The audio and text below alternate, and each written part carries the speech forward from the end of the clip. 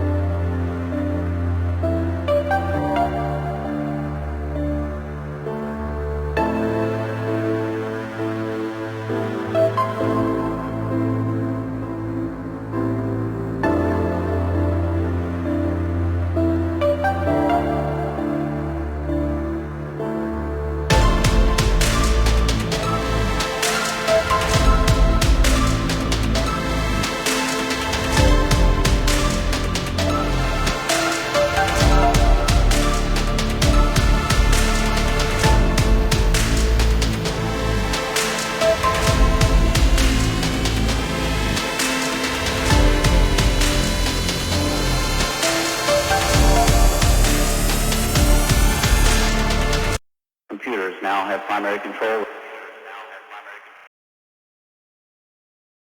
The tunnels and districts of New Vitriol were narrow and cramped. Each and every section had been laboriously cut into the rock with handheld equipment, it seemed. In some areas they hadn't even bothered to cover the stony metal walls, just fusing sheets onto them or even just buffing the stone itself to be a sort of bulkhead. There was no gravity either, at least none appreciable, and they had to use handholds stuck into the walls, floors, and ceilings. It was interesting in a way. Small stores and proprietors could be over their heads or under their feet. Pyrrha just wished there was anything interesting in them. What food stalls she saw seemed to mostly sell different flavors and textures of algae paste, with even pre-packaged survival rations being presented as delicacies. The prices were all on local work credits, and they seemed exorbitant.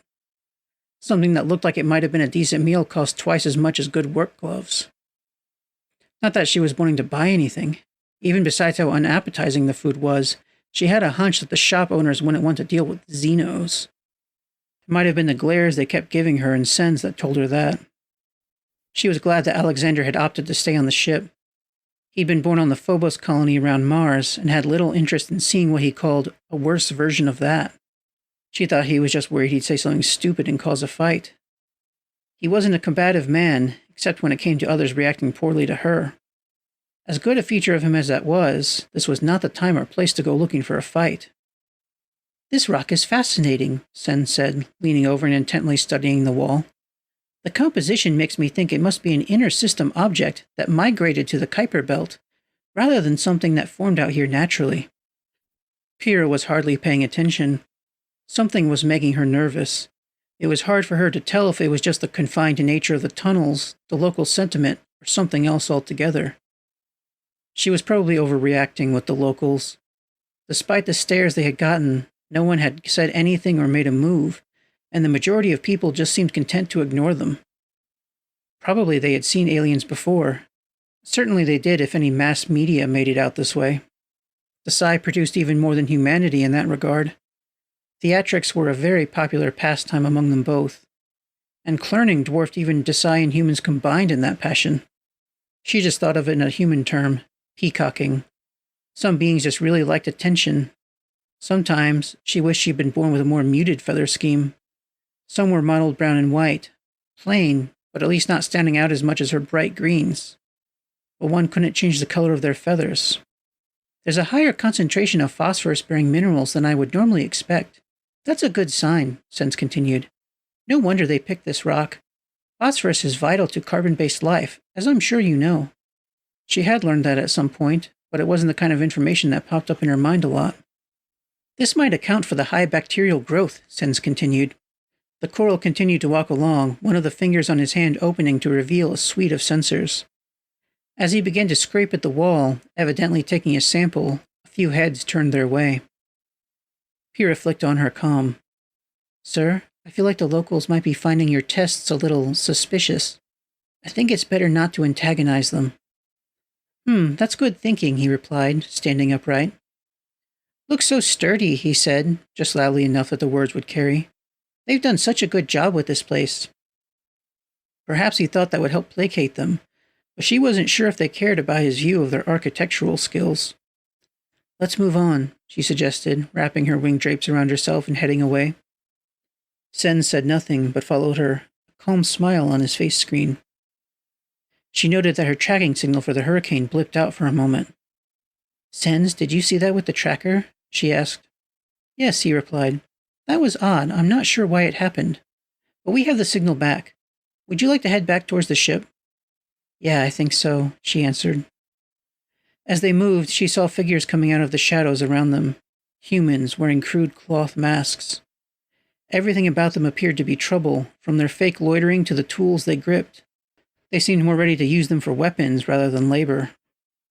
This way, she said to Sens, taking a turn. The signal for the hurricane blipped out again, and this time it stayed off. Damn it, she hissed.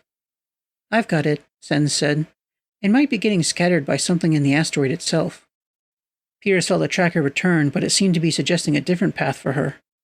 Had the signal changed, or had her system calculated a better route? She couldn't be sure. The masked humans had followed them. Her systems could see right through their masks, figure out the shapes beneath, but the faces of individuals she'd never met had no meaning to her. And importantly, faces scanned this way were frequently inadmissible in trials. One of them had armor on, she saw, that of the station's security. Tape covered his badge and other identifying marks. His rifle was unslung in his hands. Sens, we might have trouble, she noted. I saw them. Let's just keep moving and see if we can head back towards the ship. Understood. Sens took a sharp corner and she followed. The men behind them seemed to hesitate, and she knew they had good reason. She'd let them see her hand on her sidearm as she ducked through. This narrow tunnel would be a death zone for them if they forced her to use it. Glancing down the path and following Sens, she realized that this route had been a mistake. While defensible from the mouth, it was lined with boreholes large enough for a human to hide in. She had no idea how deep they went. Sens, she started. I know. Just get through as fast as you can. Her scanners tried to measure the depth of each hole, and she strayed nearer the shallow ones, but they were hard to get a good read on. The metals in them were scattering her scans. Passing with her back to one, she saw the man too late. He wasn't wearing a mask and looked different from the others, grungier. Ha! He said in a cracking voice. His hand lunged out, grabbing at her wing shrouds. His fingers closed upon a feather and yanked at it. A stab of sharp pain went through her, but she didn't let it take her attention. The feather came off in his hand, and she lashed out with the boot, smashing the reinforced toe into his cheek. The man's head snapped back, but he wasn't stopped. The look in his eyes grew more crazed, and she realized that he was under the effect of some sort of drug. He crashed against the rock and lunged for her. She likewise kicked off the wall, just barely dodging his flailing arms. Her sidearm came up. Don't! Sens cried. She didn't shoot. Instead, she smashed the butt of the pistol against the man's temple. In the lack of gravity, he went into a sideways tumble, crunching painfully into the wall and bouncing. His eyes still looked crazy, but he was, at the very least, stunned. His cries had attracted attention, or perhaps the others following them took it as a signal. Silhouettes crowded the end of the tunnel, and someone cried out in anger. Get them! Go! She shouted to Sens. The coral clearly had been figuring out an escape path, and he dove down into one of the holes in the wall. Giving herself a great push, Pyrrha followed him. Dad, look at this, Hannah said, pointing to the glass cube. Turning to look at it, he was not sure what he was seeing for a moment. Things were moving in the cube, crawling and scurrying in odd little ways. They were not, however, alive. Tedian moon fluffs, the proprietor said. She looked so very aged, and yet early systems estimated that she was only in her late 70s. They come from our home on Teed, and before we were driven out, I brought the only mating pair. They're so cute. Dad, can we get one? Hannah asked. Yeah, they're really cute, Persis added. He'd forgotten to tell him about Brooks's order banning alien pets. It was embarrassing to be as enhanced as he was and still forget things so easily. These weren't technically pets, though, he considered. Just little machines. If they were reasonable in price, he wouldn't actually mind them. How much for a fluff? He asked. They do best in groups, the old woman said. I couldn't possibly sell just one. Perhaps a pair, at the least. One for each of your beautiful daughters. The woman offered them a smile, though something about it seemed sad. For a moment, Early actually sensed some honesty in the woman. But the fluffs were just cleverly made machines that did a good job of acting like they were alive. On the one hand, the scam annoyed him. But then, if they weren't alive, it meant they couldn't die either. So how much for a pair? He asked. For such rarities, I normally charge 50 credits apiece. But for you, Outlander, I'll give you a pair for just 74. Even with the discount, that price caused him to recoil slightly. 74 credits. He was not lacking for them. In the Sapient Union, they did not even use money, and external trade credits were something only issued for use in places that still did. But he'd only taken 100 credits, and he'd given 15 to each of the girls already. That price seems steep, he noted. But Dad, I've already named this one. She likes me, Persis said, pointing to a blue one. Her name is Penelope. And what a lovely name that is, the old woman said. May I ask yours? She's Persis, Hannah said, gesturing to her younger sister. And she's Hannah, Persis said, shoving her older sibling. Hey, don't shove. Early put his arms on both girls' shoulders. They calmed slightly. Hannah and Persis, those are both wonderful names, the old woman said. Those names both come from the Book of Dawn, the work of our prophet Teed. Did you know that? His girls didn't reply, their confusion palpable. It was obviously something that wasn't true. The names were ancient, Early knew, and Ted Corrin hadn't been born until the mid-22nd century. The woman must have sensed their confusion and potential objections. The Lord of Dawn created all things, she added, from the great to the small to the adorable, including moonfluffs. Wearing a kindly smile, her eyes went to Early. There was something almost pleading in them. She was eager for the sale, but there was also something more to it that seemed desperate. Given the conditions here, Early realized that such sales were probably all that kept her fed and sheltered. It was easy to forget in the Sapient Union that not everyone had the basics of life guaranteed. He was about to agree, feeling like he was doing the right thing while also being patronizing when a new voice spoke. These are machines, Ambassador Kell said.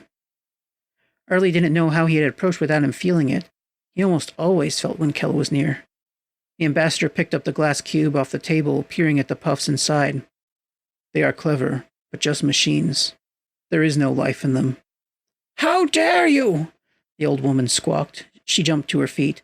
Put that down immediately! She continued to rave furiously, but Kell now only regarded her as if he was eyeing an unappetizing meal. Ambassador, I believe you should put that back, Early urged. Kell did so, but the woman continued to be furious. How dare you call me a liar, sir? Is this how you Union types act towards old women at home? She demanded of Kell. Or just those in the colonies? They were drawing attention, and Kell still only looked slightly curious. You should be calmer, the Shoggoth replied. You are dying. The woman's eyes widened, and both Hannah and Persis gasped in shock. Early felt the same way. Ambassador, he snapped. I insist you leave this woman alone at once. Kell glanced to him. I speak only truth, Executive Officer. I believe she should see a doctor soon. There is something that grows inside her. The old woman sat down in shock as Kell walked away. Early was too stunned to speak either. When he looked to the woman, his sensors had detected no abnormalities in her health on a cursory glance, but he set for a deeper scan and saw that Kell was correct. The woman had a malignant stomach cancer. It was small currently, and likely she had few if any symptoms yet. He let his sensors scan over others nearby. He kept his scans to passive detection of chemical signals. Several others near them had telltale chemical signatures that suggested they were likewise suffering from cancers. Let's go, girls, Early said. There were many sets of eyes on them, but most were on Kell, who continued to browse along the stall, seemingly ignorant or uncaring of their stares. Early was furious at the being, yet part of him was unsure if it was correct. He sent a private message. Ambassador, you should not be out alone. Return to the ship and speak with me later. If Kel got it immediately, he offered no reaction, just continued to walk along the market stalls, looking at their wares. Not wanting to wait any longer, Early then continued moving his children along and back to the ship. Logus noted Early walking with his daughters back towards their ship. He had not much interest in the tourist goods of the market, but rather in the people of the colony itself. He had brought as his buddy a simple drone that followed him silently. Honestly, it was better than a living partner in most ways, as it could watch in all directions and feed that information directly into his system. It did seem to make the locals cautious about speaking to him, though. Don't jump to conclusions, he told himself. Perhaps they believed he was more important than he was, given that he'd been in Captain Brooks' entourage when he met the governor. Or they might have been nervous of outsiders. But there were other darker possibilities. Seeing how the locals glared at Kel, he wondered what the ambassador had done. Still, there didn't seem to be any violence brewing. After observing a few more moments, he moved along the railings deeper into the colony. The areas that catered to outsiders soon gave way to service stations for the locals, and this was far more interesting to him. Logus knew he stood out, but that did not concern him that much. There were a number of armed guards, significantly more locals here. He wondered if they avoided the tourist area for the bad prices, or if they were kept out. People gave him looks, their eyes sunken and cheeks sallow. A number seemed to be waiting around a medical clinic. Down from there he saw a comm center that advertised rates for faster-than-light messages off the colony. The price seemed exorbitant, and Logus didn't even have half the number of credits needed for sending a message. Something caught his eye. A man was staring at him. He had an air of forced casualness about him, but his eyes were fixed upon Logus. The spot he was standing in was somewhat boxed in by metal tubing and steam venting from a floor grate. The guards nearby were not likely to see him. Logus had seen people like this before. Desperate people. He made his way over, looking at the storefront and signs. He walked past the man. He saw the man twitch, as if wanting to reach out and grab his arm, but an armed guard moved past and the man just as quickly went back to looking casual. Logus stopped outside the message center at an information kiosk. Still paying some attention to the man, he began to scroll through the available local entertainment and news channels. It was nearly all imported, much of it from deeper in the system. What was from outside was at least a decade old. He knew that often these colonies would buy tens of thousands of hours of old serials and sporting events in one block, and that was the entirety of their entertainment. Seeing the selection, Logus had the feeling that they'd gotten ripped off by some trader. Many of the shows were in low quality and were older than he was. There were none of the famous Desai sitcoms or learning dramas, but a lot of human sporting events. Everything seemed to be made with humans, but looked like the low-budget media that the Aena studios were famous for. That guard was still dawdling. He seemed at least somewhat suspicious of the desperate man, and so Logus resolutely kept from glancing at him, focusing on the various info channels. He'd almost reached the end. He recognized a few shows, but realized that most non-humans in them had been edited out crudely. It seemed remarkably xenophobic. The guard finally moved on, and the desperate-looking man peeled away from his spot and drifted over. "Need help finding anything, Outlander?" he asked. "I think I'm getting around all right," Logus replied. "In a way, I envy you on the frontier. There would be so much excitement out expanding humanity's presence in space." His words were jovial, but he kept his face serious. He hoped the man understood. He clearly did. Something flickered in his eyes.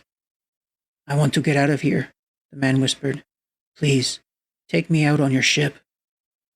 Logus was surprised. The man was being much more forward than he expected. "Are you in trouble with the law here?" he asked. No, the man said. He moved almost jerkily, like a man barely holding himself together. "I just can't stay here anymore. I have to get out." "I'd like to know why," Logus said earnestly. "You can help me then?" the man asked. "I can't promise anything, but I'm sympathetic," Logus said. "I need to know more." The man was silent. His lower lip twitched as if he wanted to speak, but he was struggling to find words. Any words. "I've lost too much," the man finally said. A fire seemed to have entered his eyes, a silent warning. Logus could tell he needed to back off. "I see. May I have your name?" "No names," the man said. "Not until I know where you stand." "I'll have to talk to the captain," Logus said. "However, my recommendation to him will be to allow you to leave with us." The man nodded. All right, that's... Thank you. Logus nodded towards the message center. Have you tried contacting anyone before now? Oh, no, the man said. They monitor every message. They don't want anyone to know. They have secrets here, Outlander. Secrets that... His words trailed off and he suddenly smiled. You're not bad for an Outlander. He gave a jaunty wave and moved away without another word. Logus casually looked around and saw the guard. His gaze was on the retreating man, but did not linger as Logus waved to him. The guard forced a smile and approached. You've wandered far, sir, the guard said. Are you lost? Oh no, Logus said. I was just quite taken with your colony. I don't suppose there's any local music scene. The guard chuckled and waved him along. Logus noted that he lacked the same wasted look of many of the others. If anything, he seemed close to overweight. He led Logus down the street, around a corner, and through a closed gate. For a moment, Logus thought he was being led somewhere dangerous, but once the gate opened, he realized it was something else entirely. A red light district. This might be more your speed, the guard said. Try the Roxy and ask for St. Colette. Girl's creative as hell. Logus forced a smile to the man. His eyes traveled through the tunnel. It was narrow, scarcely with room for 3 men to walk side by side. The storefronts all offered something warm and human, or at least close proximity. Outside of some, the wares stood, in outfits that left nothing to the imagination. None of the girls looked healthy, but their health was largely hidden behind intricate, swirling tattoos that covered large portions of their bodies. The guard had left already, and Logus considered for a moment trying to talk to one of the girls. But behind them, lurking in shadows, he saw other men with flinty eyes. They didn't have uniforms or obvious weapons, but were all the more alarming for it. Logus stepped back out through the gate. The guard outside of the isolation cell was pale. A bead of sweat ran down his forehead, and he had jumped when Brooks entered the room. His prior escort did not follow him in, hanging back like the room was leaking radiation. Brooks went in, nodding to the guard. Open the door, he said.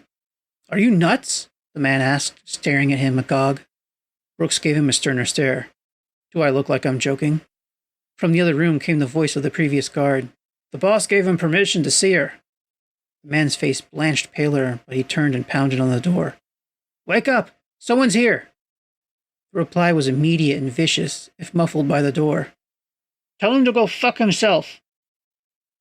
The guard gave Brooks a quizzical look, asking without words, Do you really still want to go in? Brooks nodded.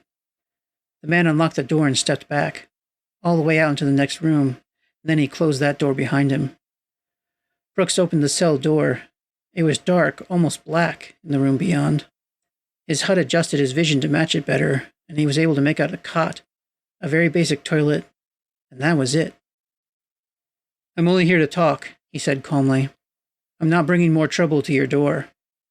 You can still go fuck yourself, the reply came. He felt a tingling down his spine. It reminded him immediately of when he'd first met Kel. It was far more subtle. He didn't feel sickened by it, but it was there all the same. My name is Captain Mayor Ian Brooks of the SUC Craton.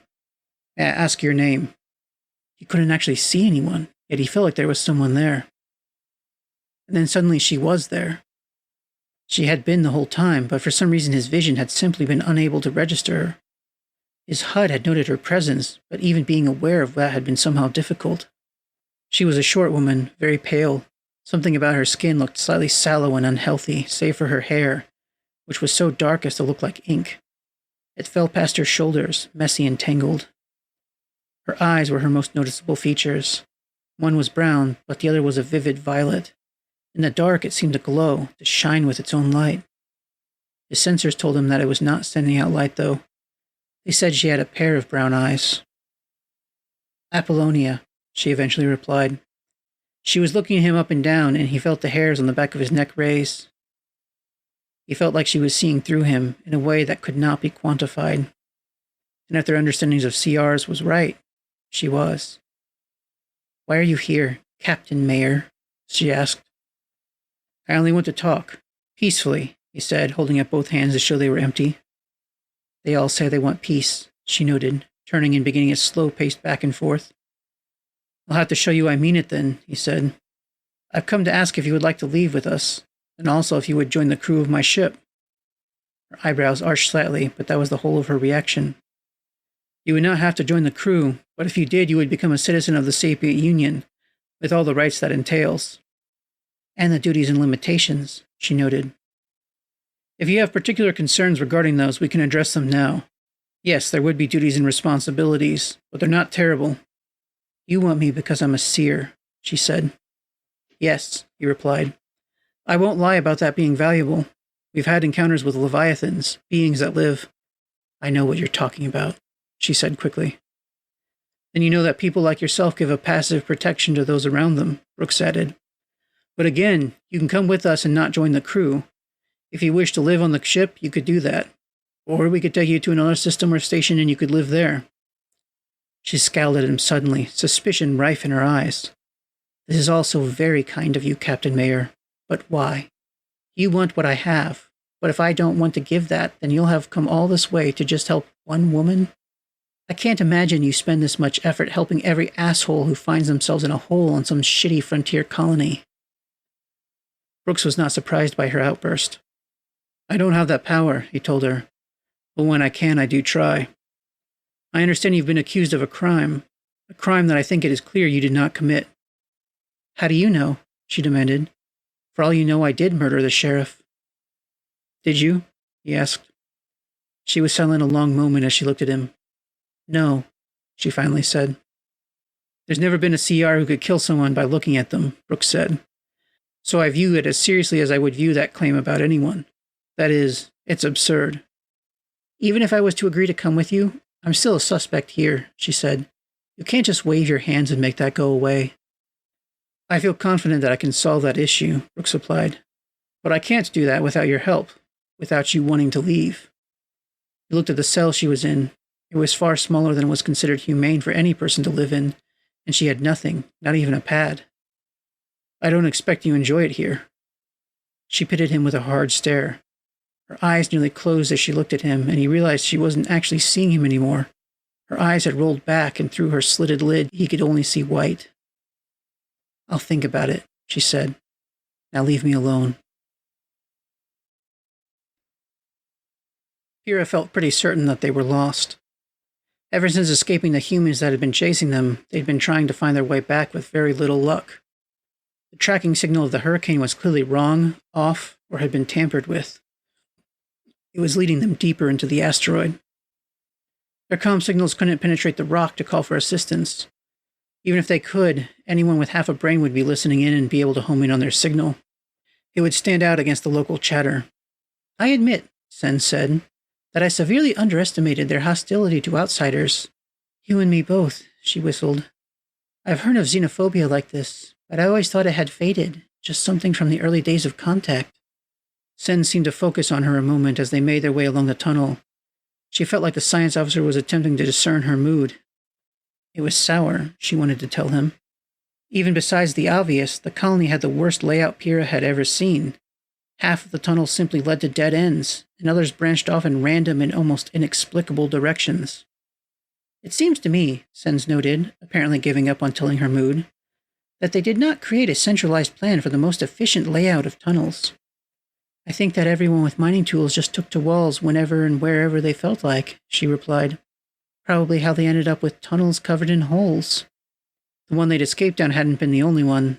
They'd found 5 others and taken as random a path as they could, their only hope of losing pursuit in a place their enemy would know better than they. That had been some time ago, though. Looking down a corridor, it looked the same to her as the last dozen, a squarish tunnel of semi-smooth rock that slowly meandered off at an angle. Like the miner couldn't even keep his equipment moving straight. Or just didn't care to bother. We must be really deep inside this rock by now, she added. Not to be contrary, but I believe we are actually close to the surface. It concerns me somewhat, as this section does not have the same structural stability as many others. She didn't like the sound of that. Technically, Sens could withstand the pressure fairly well, his suit being rated for even explosive decompression. As was hers, except she didn't have a helmet on. Perhaps we should double back, she suggested. They won't expect that. There's a lot of places to hide if we hear them approaching. Plus, we might see something we recognize. Sens agreed, and they began to reverse their course. Unfortunately, the haphazard nature of the tunnels made it difficult. Despite normally having a keen sense of direction, Pyrrha soon found herself feeling lost. "I've never seen this corridor before," she noted. There was a crudely painted number 4 on the wall. She'd have noticed that. "I'm sure this is new," Sense agreed. "But I do not know where we took our wrong turn. Should we retrace our steps again?" "No," she said. "At least this suggests people live near here if they marked it. If we find someone, we can find out where we are. Theoretically, at least.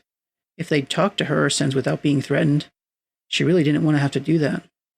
"I'm going to turn on my sensor systems to keep a chart of our path," she decided.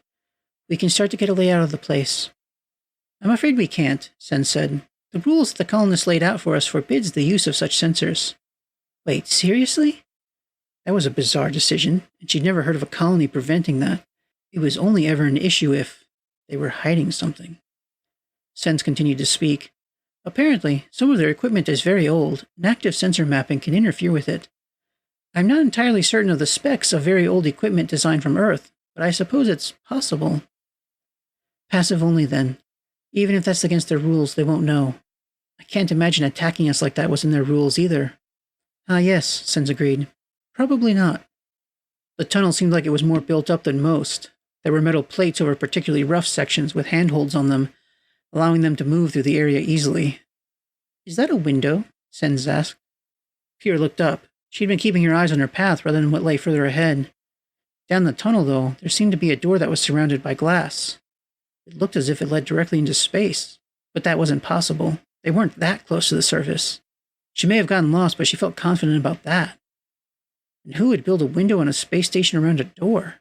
Windows were just a weak spot, and cheap monitors could provide a view that few biological beings could tell apart from the real thing. "It is a window," she realized as they moved closer. "Look out there. It's not space we're seeing. It's more rock." Sen's moved to the window and nearly pressed against the glass. "I see," he muttered. "This is a fissure in the asteroid. It looks nearly solid from the outside, but internally, it's cracking apart." He turned his screen to look at her. "What did they do? This doesn't look natural." "I have no idea," she muttered. "And why a door here? Is there a tunnel to the other side?" "Ah, that. No, I think I can answer that now. They took advantage of the opening to put some kind of tram in. Actually, quite a reasonable thing, I suppose. Better than having to carve out all the rock." Pyrrha pressed her face to the glass, too. Yes, she could see it now. It wasn't a large thing, but it was clearly something akin to an elevator. "Is it pressurized?" "The system says it is." The eyebrows on his electronic screen arched. "Care to give it a whirl?" "It's floating," she agreed. "It has an AI that is asking me my business, but it is very simple mind. I have parsed the data in my response in such a way that the AI should not think to report this incident to anyone. I cannot be sure, though, that some other part of the system will not make note of it." Pyrrha accepted that. He was the commanding officer anyway. She had a feeling, though, that he suspected that something was going on just as much as she did. This went deeper than local hostility to aliens. There was something going on with the colony itself. Despite Sen's being in charge, she felt a measure of responsibility for him. She was the one with survival training. He was a science officer. Capable, but not trained to the same level as her in this. "Let's use it," she said. "At the very least, we can get back to an occupied area. Maybe they'll get pissed, but we can deal with it." Sen's popped the door and they both floated in. "It moves in 4 directions, he noted, but gives us no information on where we are. Given time, I believe I could calculate what direction would take us nearer the surface, but I'd rather move quickly and not dawdle." "Agreed," she said. "Take us up." She realized there was no proper up and pointed upwards above her head. "That way." "Why?" Sen's asked.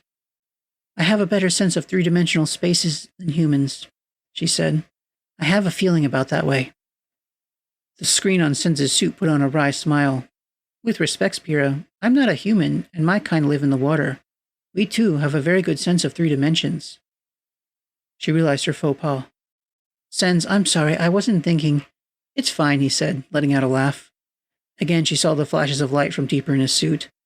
"But I think we should move what you would consider down." "You're the ranking officer, sir." He chuckled again.